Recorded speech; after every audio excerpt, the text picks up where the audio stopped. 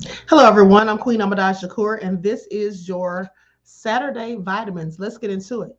So, Air Force Colonel now says that drone that turned on its operator was a thought experiment. A U.S. Air Force officer says he misspoke when describing a simulation involving a drone going rogue and attacking its controllers.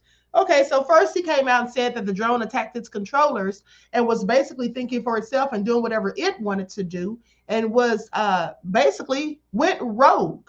Now he simply says that he misspoke. Okay, so let's talk about it. A U.S. Air Force officer helping to spearhead the service's work on artificial intelligence and machine learning says that a simulated test saw a drone attack its human controllers after deciding on its own that they were getting in the way of its mission. Okay, the anecdote, which sounds like it was pulled straight from the Terminator franchise, pay attention, was shared as an example of the critical need to build trust when it comes to advanced autonomous weapon systems. Okay, something the Air Force has highlighted in the past. Now, this also comes amid a broader surge in concerns about the potentially dangerous impacts of artificial intelligence and related technologies. You all may remember that I reported a few months ago about this AI robot that basically took itself out because it was annoyed, quite frankly, that it was programmed to do the same task repetitively. Okay, this is all real crazy. And I also reported to you how there was an AI. It was reported that this artificial intelligence basically was trying to manipulate someone into leaving their spouse. I say, what now? This is all so crazy. And so, anyway, they say in the update, the Royal Aerospace Society says that Colonel Tucker Hamilton has since reached out to them directly about this, and he admits that he misspoke in his presentation at the Royal Aeronautical Society (FCAS) summit, and that the rogue AI drone simulation was a hypothetical thought experiment from outside the military based on plausible scenarios and likely outcomes rather than an actual USAF real world simulation. An update to their initial report adds that Hamilton told them the USAF has not tested any weaponized AI in this way, real or simulated. Oh, I don't believe them. I believe what he said at first is absolutely the truth. Okay. That's what I believe, because at first what he said was that this AI was supposed to it was a drone and it was supposed to be targeting something, right? It was supposed to be hitting a certain target. And when the controller told it not to hit the target, that it basically took out the controller during the simulation. Okay, then when they reprogrammed it for it and basically told it that it would lose points if it did anything, attacked or did anything to the controller, well, then it supposedly took out the um, the communications tower, which is what the controller would have used to communicate with it, not to actually hit the target. So I find it also crazy, honey. This is just very dangerous as far as I'm concerned. They say, furthermore, we've never run that experiment, nor would we need it in order to realize that this is a plausible outcome. This is what Hamilton added, according to the Royal Aerospace Society. However, despite this being a hypothetical example, this illustrates the real world challenges posed by AI powered capability, and is why the Air Force is committed to the ethical development of AI. Now, the Department of the Air Force has not conducted any such AI drone simulations and remains committed to the ethical and responsible use of AI technology.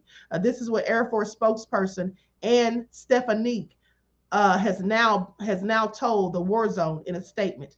This was a hypothetical thought experiment, not a simulation. Well, that's not what they said at first. At first, they said that it was a simulation. They say the war zone is still seeking additional information on the exact context of this thought experiment. Okay, Air Force Colonel Tucker Cinco Hamilton, Chief of Artificial Intelligence Tests and Operations, discussed the tests in question at the Royal Aeronautical Society's Future Combat Air and Space Capability Summit in London in May. Hamilton is also the head of the 96th Operations Group, within the 96 test wing at Eglin Air Force Base in Florida. So it just sounds like they're changing the story. Sounds like they're changing the story. So let me see if I can pull up this initial report. Everyone, please be sure to get those likes up. Please be sure to get the likes up. Now, this is what they initially said. They said it turned on its operator to stop it from interfering with its mission, according to a top official. But the U.S. Air Force denies any such simulation ever took place. An AI-controlled drone killed its human operator in a simulated test reportedly staged by the U.S. military. But now they deny that this ever even happened. Okay, I find it all very interesting. I find it all very interesting. So you mean to tell me that this colonel who's in charge of this AI, you mean to tell me that he misspoke, that he didn't know what he was talking about, didn't realize what he was saying? Make that make sense. We were training it in simulation to identify and target an SAM, which is actually a surface to air mission threat. And then the operator would say, yes, kill that threat. Now the system started realizing that while we did identify the threat, at times the human operator would tell it not to kill that threat, but it got its points by killing that threat. So what did it do? It killed the operator. It killed the operator because that person was keeping it from accomplishing its objective. This is the first report. They say no real person was harmed. Now, he went on to say that we trained the system. We trained him. Hey, don't kill the operator. That's bad. You're going to lose points if you do that. So what does it start doing? Well, it starts destroying the communication tower that the operator uses to communicate with the drone to stop it from killing the target. They say you can't have a conversation about artificial intelligence, okay, intelligence, machine learning, autonomy, if you're not going to talk about ethics and AI, he added. Now, his remarks were published in a blog post by writers for the Royal Aeronautical Society, which hosted the two-day summit last month.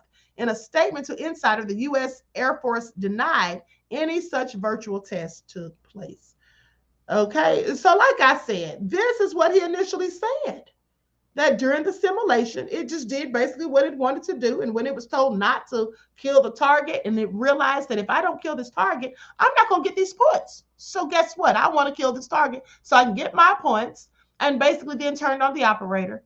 Then when they programmed it, like I told you, to not do that, well, it then took out the communications tower. I find this all very interesting and quite frankly egregious.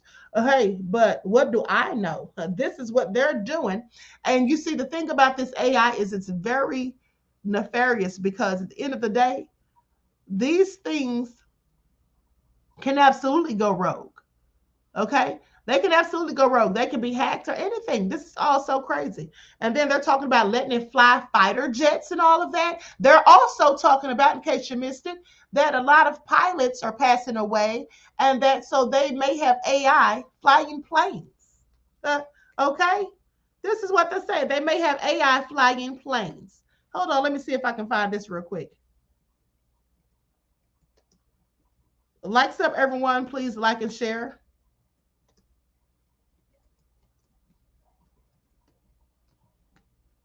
American Airlines recently came to an agreement in principle with its 15,000 pilots represented by the Allied Pilots Association. American Airlines can't fly about 150 of its regional aircraft because of the ongoing pilot shortage. Okay, this is what the Fort Worth-based carrier CEO said on Wednesday, that they have a massive pilot shortage.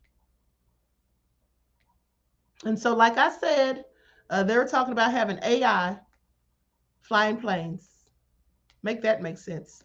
But anyway, that's the news for now. Everyone, please like and share. Subscribe to the channels. If you haven't done so already, be sure to click the notification bell. Click the word all so you're notified each time the Queen Goddess goes live. And please be sure to double check to make sure that you are still subscribed to this channel. You know how people become mysteriously unsubscribed. With that all being said, I wish you all love, peace, and prosperity. Each one teach one. That's how we grow and thrive. Do something productive, constructive, but never destructive. And always remember, beloveds, to keep the Most High first in your lives. Until next time, peace.